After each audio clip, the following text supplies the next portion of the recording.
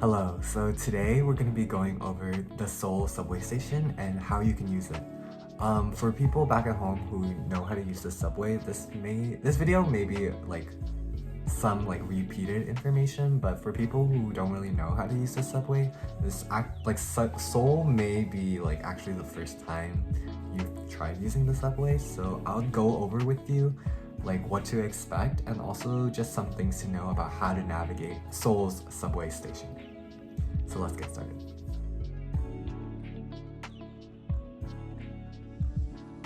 You would need this card, a T-Money card. The reason why I would suggest getting a T-Money card for your study abroad trip is that like you need it for everything basically.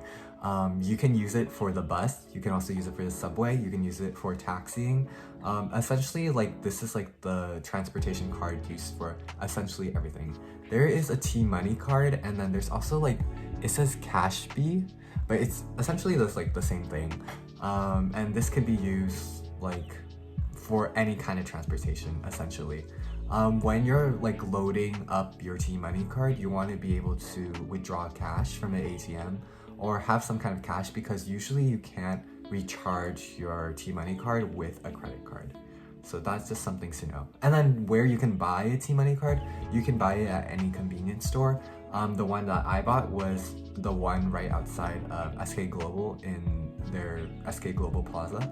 So I got my T-Money card there. There's also a way to use your student ID as like a T-Money card, but I did not.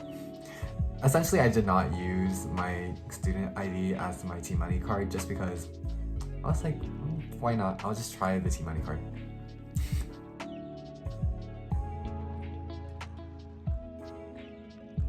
Everything in the subway has English on it, but I think maybe the confusing part is when you're trying to like look for directions or like you're directionally challenged, which is not a bad thing. It's like natural to feel confused when there's just so many things going on in the subway station. So I'll try my best to like give you some tips on like what I did to be able to navigate the subway station, and I'll try to like point out some things that I know. Okay, so when I'm looking for the turnstile or the kind of like the metal kind of gate that protects, that is like the thing you have to check in your card with. Oh my god, it's upside down. The thing you have to check in your card with before you go into the subway track, you need to like look for the sign that says like where it's going. And this is important because sometimes like there are like two kinds of tracks. So there's like there's some subway stations where the track, essentially you can go either way, like either entrance or either turnstile that you go into, you'll be able to get down into the main track, and then you can see which like train to like enter. And that I will like show you the picture of. Like you can see like on this like pillar, you can see like which train to go to. It will be a left train or a right train, and depending on which your location is going or like what direction you're heading to, then you would go and pick that train. But in some instances you need to check before you enter the turnstile, because there are some where essentially like there is no middle platform, and going through the turnstile will take you to specifically one side of the track. So you want to make sure that you're on the right track, and to do that you need to know like what your location is or like the specific stations that you want to go to. To do that, you'll see like a sign above the turntable or turnstile where it will tell you like the different stations it will be going through, and it's usually like they will list the stations where you transfer at. And knowing those stations or knowing like the major stations will help you like if you're in a rush, you can like see the stations that is heading towards, and then you can be like, okay, I can go through that turnstile, and not be confused about which turnstile to go through.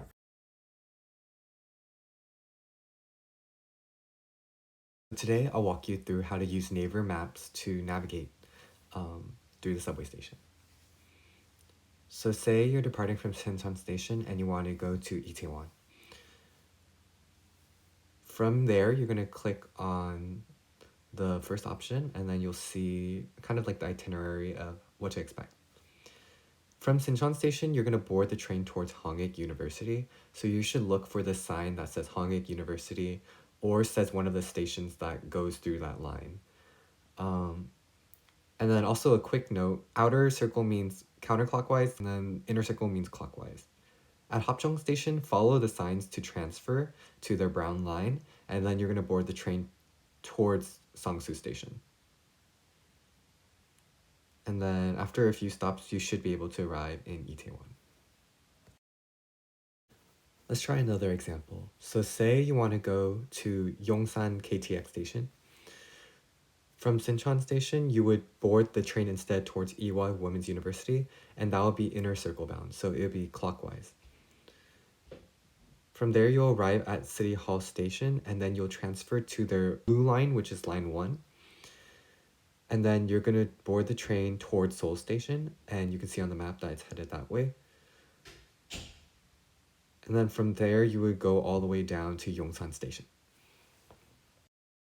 And basically, that's all you need to know about the subway station. There are probably a few things I missed to cover. I apologize about that. But over time, you'll really get to know how to use the subway station, and it really just takes practice to be able to learn how to like really just get through the subway as quickly as possible. But I know you can do it. And that's all. Bye.